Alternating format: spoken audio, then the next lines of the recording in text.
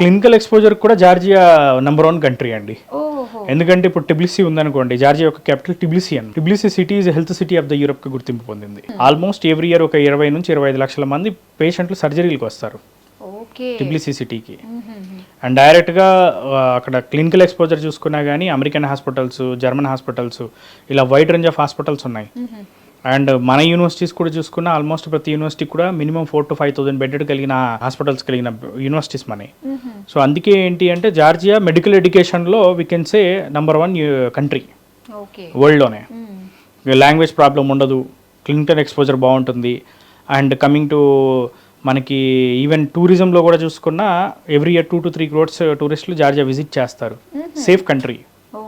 ఇప్పుడు country safe కాదనుకోండి, మనం ఏది చేయాలన్నా యాజ్ అ కన్సల్టెంట్గా మనం ఏం చేయలేం.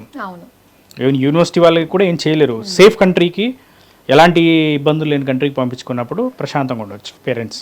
నిజంగా అండి, చాలా మంది పేరెంట్స్ అదే అనుకుంటూ ఉంటారు, అబ్రాడ్ పంపించాలంటే అది సేఫా కాదా అని చెప్పేసి. అటు ఫుడ్ విషయంలో టెన్షన్ లేదు, సో అకామిడేషన్ విషయంలో టెన్షన్ లేదు, అలాగే మన లాంగ్వేజ్ బ్యారియర్ అన్న ప్రాబ్లం అసలే లేదు.